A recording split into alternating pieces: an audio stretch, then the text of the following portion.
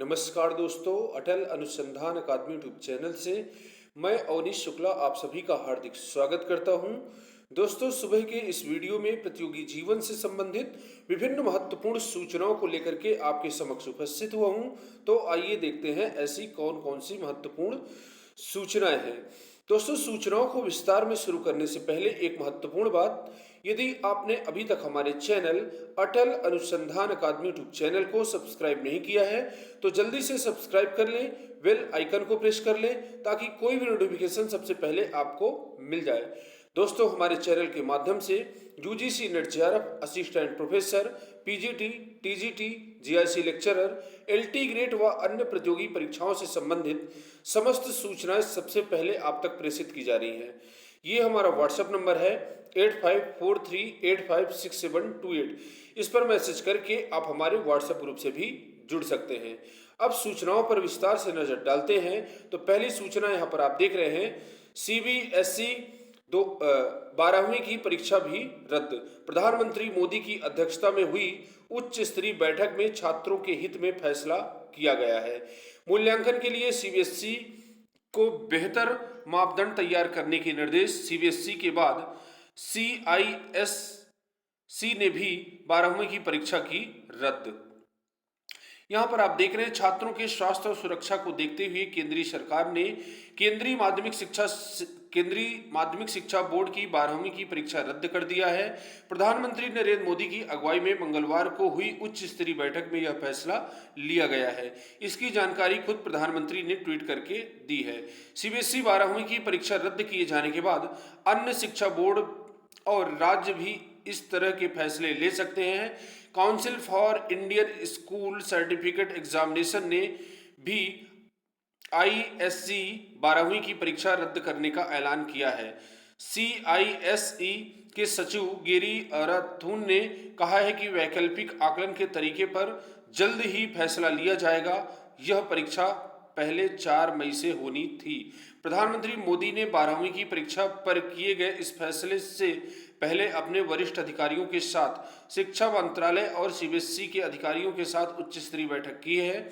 इसमें राज्यों के सुझावों पर भी चर्चा हुई और सभी राज्यों ने छात्रों की सुरक्षा को लेकर चिंता जाहिर की। बैठक में प्रधानमंत्री मोदी ने कहा है कि सभी संबंधित पक्षों को छात्रों और अभिभावकों के प्रति संवेदनशीलता दिखाने की जरूरत है। उन्हें तनाव की स्थिति में रखना सही नहीं है।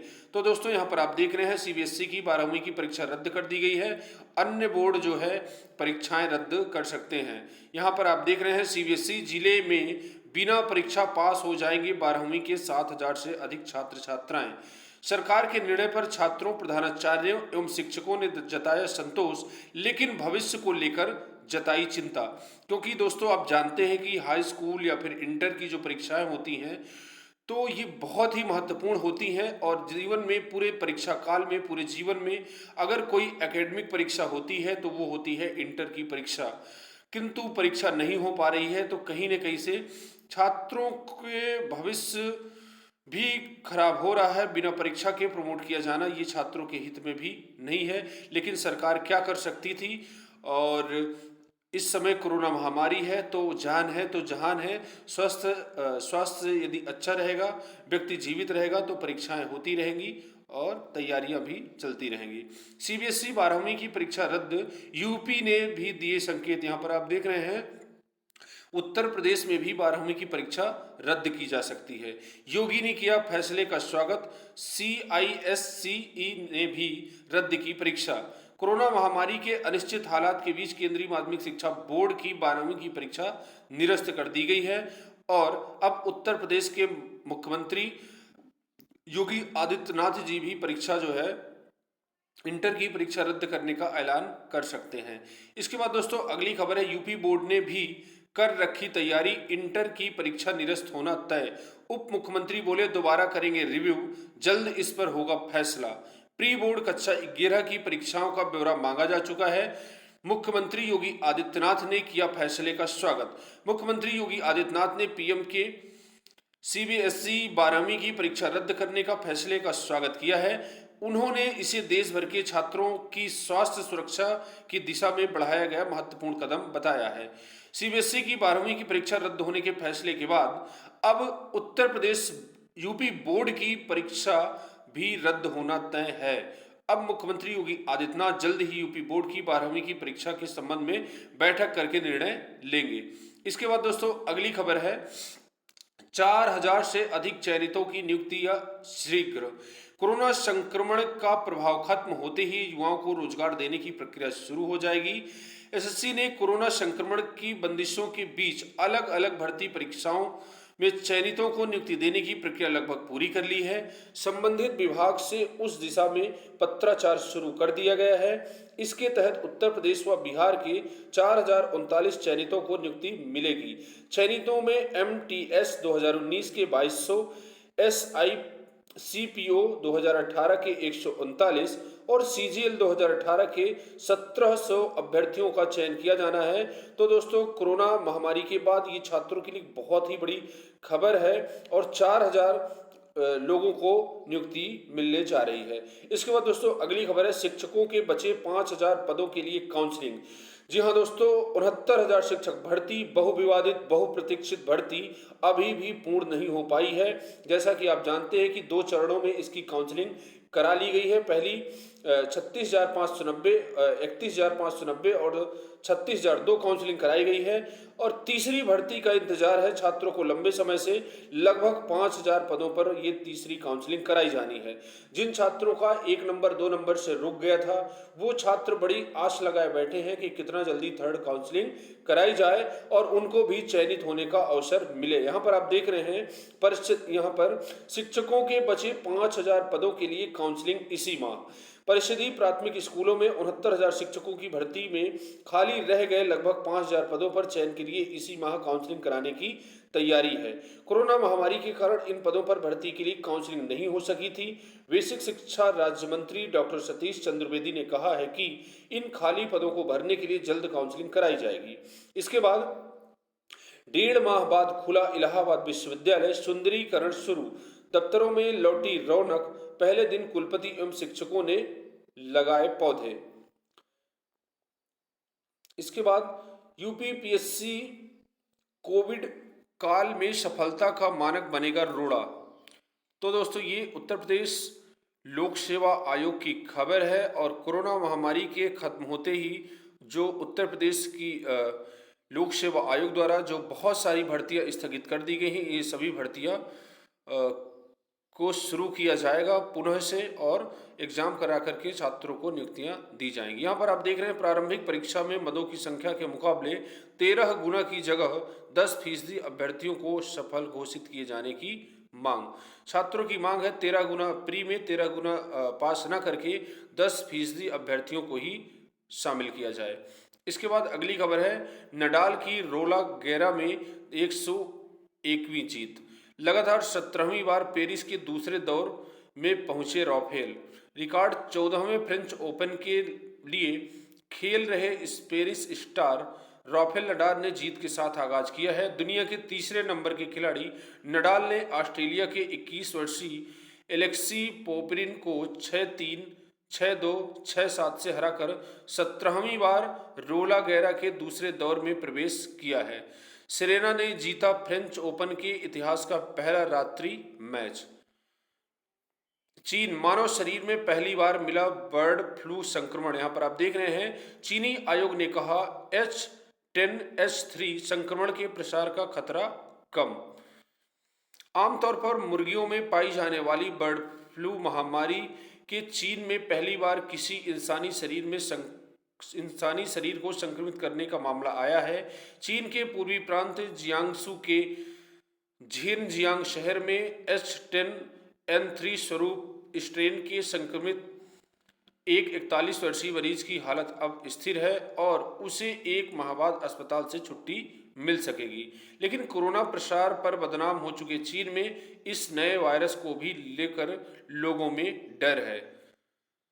यहाँ पर आप देख रहे हैं यूजी पीजी के अंतिम वर्ष के छात्र देंगे परीक्षा, अन्य प्रोन्नत। परीक्षा दिए बिना दूसरे वर्ष में प्रोन्नत छात्रों को भी होगी परीक्षा। एक विषय का केवल एक पेपर होगा, बहुविकल्पी सवाल पूछे जाएंगे। विश्वविद्यालय व डिग्री कॉलेजों में स्नातक व स्नातकोत्तर की अंतिम वर्ष व अंतिम सेमेस्टर की परीक्षाएं 13 अगस्त 2021 तक संपन्न करा ली जाएंगी और इसके बाद 31 अगस्त तक परीक्षा परिणाम भी घोषित कर दिए जाएंगे। बाकी स्नातक प्रथम वर्ष व द्वितीय वर्ष के विद्यार्थियों को प्रोन्नत किया जाएगा। ऐसे विश्वविद्यालय जहां प्रथम वर्ष की परीक्षाएं हुई हैं वहां विद्यार्थियों के द्वितीय वर्ष के अंक प्रथम वर्ष की परीक्षा के अंकों के आधार पर ही निर्धारित कर दिए जाएंगे। उन्हें तृतीय वर्ष में प्रोन्नति दे दी जाएगी। ऐसे विश्वविद्यालय जहां प्रथम वर्ष की परीक्षाएं वर्ष 2020 में नहीं हो पाई थी और विद्यार्थियों को द्वितीय वर्ष में प्रोन्नत कर दिया गया था, वहां छात्र द्वितीय वर्ष की परीक्षा देकर ही तृतीय वर्ष में प्रोन्नत किए जाएंगे। तो दोस्तों यहाँ पर ध्यान देने योग्य बात है कि पिछले साल जिन लोगों की प्रीवियस ईयर की परीक्षा हो गई थी, उस परीक्षा के आधार पर उनको तीसरे वर्ष में प्रमोट कर दिया जाएगा, किंतु ऐसे छात्र जिनकी प्रीवियस की परीक्षा नहीं हुई थी उनकी सेकेंड ईयर की परीक्षा करा करके और उनको थर्ड ईयर में प्रवेश दे दिया जाएगा। उच्च शिक्षा विभाग द्वारा परीक्षा को लेकर लखनऊ विश्वविद्यालय के कुलपति प्रोफेसर आलोक राय सहित 3 कुलपतियों की बनाई गई उच्च स्तरीय कमेटी के सुझाव के अनुसार यूजी व पीजी में सेमेस्टर प्रणाली के तहत पढ़ाई कर रहे विश्वविद्यालय व कॉलेजों में जहां प्रथम सेमेस्टर की परीक्षा हो चुकी है लेकिन द्वितीय सेमेस्टर की परीक्षाएं नहीं हुई हैं, वहां उनके प्रथम सेमेस्टर के अंकों के आधार पर द्वितीय सेमेस्टर में प्रोन्नत किया जाएगा।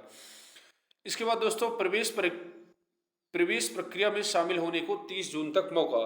जी हाँ दोस्तों, ये लखनऊ विश्वविद्यालय की खबर है। यहाँ पर आप देख रहे हैं निर्धारित शुल्क के साथ आवेदन कर सकते हैं महाविद्यालय। प्रति कोर्स शुल्क 1 लाख और 18% लगेगा जीएसटी। लखनऊ विश्वविद्यालय ने शैक्षिक सत्र 2021-22 में केंद्रीकृत प्रवेश प्रक्रिया में शामिल होने के लिए कॉलेजों को तीसरा मौका दिया है। अब कॉलेज 30 जून तक निर्धारित शुल्क के साथ आवेदन कर सकते हैं। इलाहाबाद विश्वविद्यालय समेत अन्य कॉलेजों में ऑनलाइन पढ़ाई बहाल। प्रोफेशनल पाठ्यक्रम समय से पूरा करने की चल रही कवायद। इलाहाबाद केंद्रीय विश्वविद्यालय समेत अन्य कॉलेजों में ऑनलाइन कक्षाएं बहाल कर दी गई हैं। इसके जरिए सत्र शून्य होने से बचाने के लिए कवायद की जा रही है।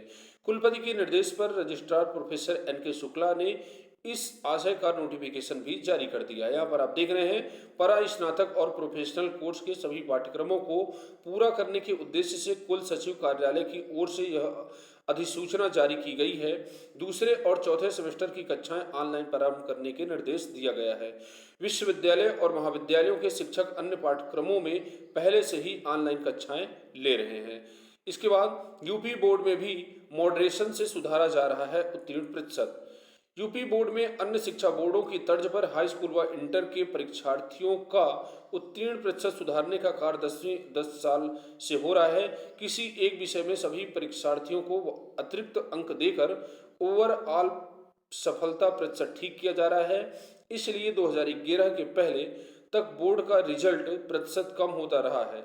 इधर के वर्षों में यूपी बोर्ड के छात्र छात्राएं अंक पाने में अन्य बोर्डों के मेधावियों को चुनौती दे रहे हैं। फिरोज 10 साल की मेहनत और अधिकारी तक का सफर। यहाँ पर आप देख रहे हैं दिल्ली पुलिस के कांस्टेबल फिरोज आलम 2019 में आईपीएस चुने गए और हाल में ही एसीपी बनाए गए। 15 साल पहले उन्होंने 10वीं की कक्षा में 51% अंकों के साथ पास की थी, लेकिन अगले साल 11वीं परीक्षा में फेल होने के बाद 12वीं परीक्षा में 58% अंकों के साथ पास हो गए। 2010 में वे दिल्ली पुलिस में कांस्टेबल बन गए। इसे वे अपनी बड़ी उपलब्धि मानते रहे, लेकिन 10 साल बाद देश की सबसे कठिन यूपीएससी की परीक्षा पास करके अब वे आईएएस अधिकारी बन गए हैं। तो दोस्तों ये है मनोबल और ये है परीक्षा करने की रणनीति। तो इस प्रकार से आप भी अपनी तैयारी करते रहिए। आज के लिए बस इतना ही, मिलते हैं नेक्स्ट वीडियो में। पूरा वीडियो देखने के लिए बहुत बहुत सा धन्यवाद। यदि वीडियो आपको अच्छा लगा हो तो वीडियो को लाइक करिए, सब्सक्राइब करिए व अधिक से अधिक लोगों के बीच में शेयर करिए। धन्यवाद।